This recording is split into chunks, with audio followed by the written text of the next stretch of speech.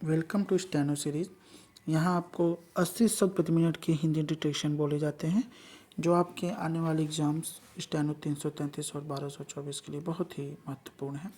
ये संपादकीय मैटर होते हैं, जैसा कि आपके एग्ज़ाम्स में बोले जाते हैं, जो कि संपादकीय ही होते हैं। बहुत ही कम ऐसा होता है कि कोई पत्रिका या मैगजीन से बोला जाए, तो ये शब्द काफ़ी आपके लिए महत्वपूर्ण है। पर डे आपको 4 डिटेक्शन बोली जाती है, जिनमें से 2 सुबह और 2 शाम होगी। आप इनका अभ्यास कई बार करें और डिटेक्शन अच्छे लगे तो उसे ज़रूर लाइक करें।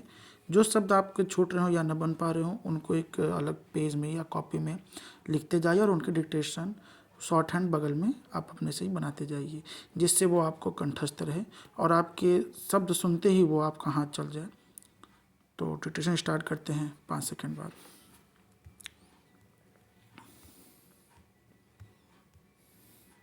स्टार्ट।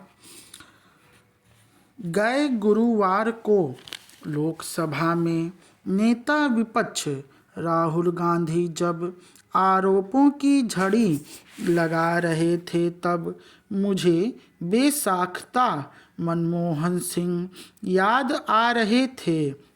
राहुल के आरोपों पर तो लोकसभा पीठ की कैंची चल गई, लेकिन मनमोहन सिंह से जुड़े दृष्टांतों के जरिए मौजूदा हालात को समझाने की कोशिश करता हूँ। वह वर्ष 1991 की 24 जुलाई थी। तत्कालीन वित्त मंत्री मनमोहन सिंह ने उस दिन जो परिवर्तनकारी बजट पेश किया था, उसके शुरुआती और समापन अंश आज तक स्मृति में रह बचे हैं।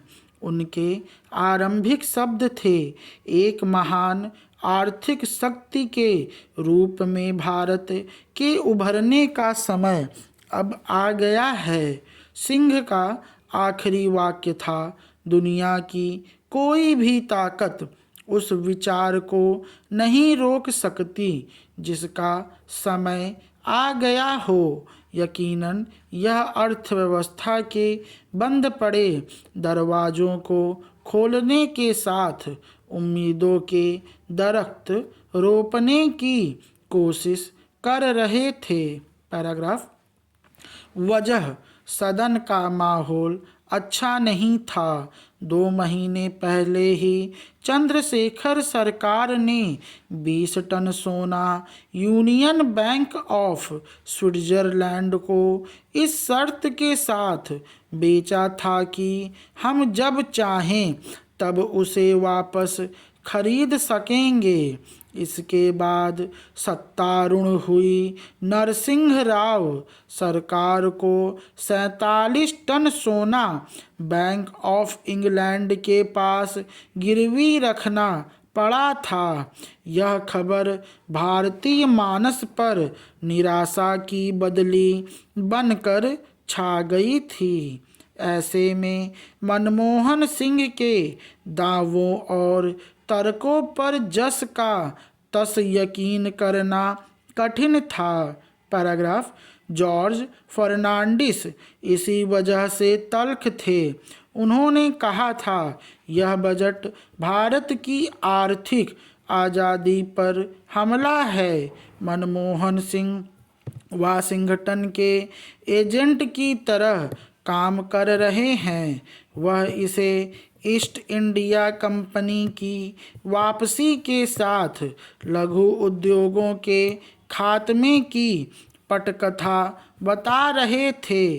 विपक्ष के सबसे कद्दावर नेता अटल बिहारी वाजपेयी का मानना था कि भारतीय हितों की अनदेखी नहीं होनी चाहिए। हमें बाजार की ज़रूरत है, बाजारवाद की नहीं। सियासी जमात के साथ समाज के तमाम वर्गों में इन सुधारों को लेकर बेचैनी फैली हुई थी। कुछ लोग मानते थे कि जैसे मिखाइल गोर्बाचेव की ग्लासनोस्त और पेरेस्ट्रोइका ने सोवियत संघ को विघटन के रास्ते पर धकेल दिया, वैसे ही हमारी अवनति भी तय है।